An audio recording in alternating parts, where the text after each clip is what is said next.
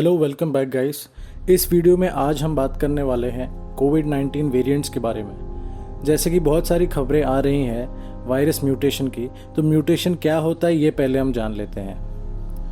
Mutation is a property of a virus to undergo changes when it multiplies.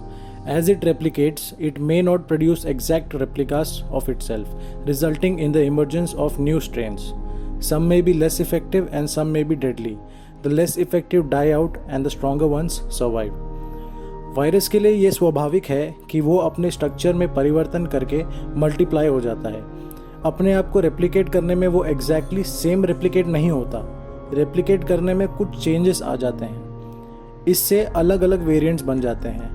कुछ variants उतने ताकतवर नहीं होते हैं और वो सरवाइव नहीं कर पाते, पर जो वेरिएंट स्ट्रॉन्ग होते हैं वो सरवाइव कर जाते हैं। दिसंबर 2019 में कोरोना वायरस की शुरुआत हुई थी। तब जो कोरोना वायरस था और अब जो कोरोना वायरस फैल रहा है उसमें बहुत अंतर है, क्योंकि तब से अब तक बहुत म्यूटेशंस हो चुके हैं, जिससे ये वायरस और भी घातक हो गया है। कोरोना वायरस का पहला वायरस जो वुहान से लीक हुआ था, उसका मल्टीप्लाइंग फैक्टर था 2.5 टाइम्स। इसका मतलब वो वायरस 2.5 गुना 2.5 गुना तेज़ी से फैलता है, यानी 10 इन्फेक्टेड आदमी 25 आदमी को ये फैला सकते हैं। इसका रेशियो था 2.5 टाइम्स। उसके बाद जो पहला वेरिएंट म्यूटेशन के बाद आया वो था B117। इसे अल्फ़ा वेरिएंट भी कहा जाता है। ये यूके में पहली बार देखा गया था। इसका जो मल्टीप्लाइंग फैक्टर था वो था 4 टाइम्स 4.0 टाइम्स।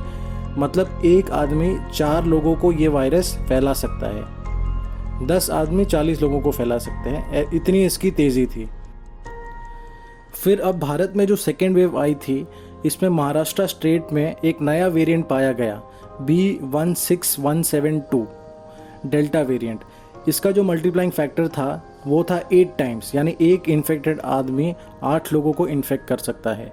इसीलिए सेकेंड वेव में सबसे ज़्यादा इन्फेक्टेड महाराष्ट्र राज्य ही था। अब दोस्तों खबर आ रही है डेल्टा प्लस वेरिएंट की। ये डेल्टा प्लस वेरिएंट 9 देशों में ऑलरेडी फैल चुका है, इंडिया, यूके, यूएस, रशिया और बहुत सारे देशों में। ऐसा कहा जा रहा है कि ये डेल्टा प्लस वेरिएंट फर्स्ट और सेकेंड वेव से ज़्यादा घातक होगा। ये वायरस वही है, पर अब जेनेटिकली इतना स्ट्रांग हो गया है कि ये बॉडी के लिए डेंजरस है। महाराष्ट्र में इस डेल्टा प्लस वेरिएंट के केस अब आ चुके हैं, लेकिन डेल्टा और डेल्टा प्लस वेरिएंट्स के सिम्टम्स में कोई फ़र्क पता नहीं चल पाया है। सिम्टम्स ऑलमोस्ट सेम है, पर सेवेरिटी बहुत ज़्यादा है। क्योंकि डेल्टा प्लस वेरिएंट अभी स्टार्टिंग फेज़ में है, इसके सिम्टम्स के बारे में जानना अभी पॉसिबल नहीं है, क्योंकि ऑलमोस्ट जितने केसेस आ रहे हैं डेल्टा और डेल्टा प्लस वेरिएंट दोनों के ऑलमोस्ट सिमिलर है। कोई डिफरेंशिएटिंग फैक्टर नहीं है इसमें। एक्सपर्ट्स की तरफ से डेल्टा प्लस वेरिएंट्स का मिक्स्ड रिएक्शंस आ रहा है। कोई कहता है कि बहुत डेडली होगा, कोई कहता है कि ये ज़्यादा घातक नहीं होगा। WHO ने इस डेल्टा प्लस वेरिएंट को वेरिएंट ऑफ कंसर्न बताया है और सभी कंट्रीज़ को वार्न भी किया है।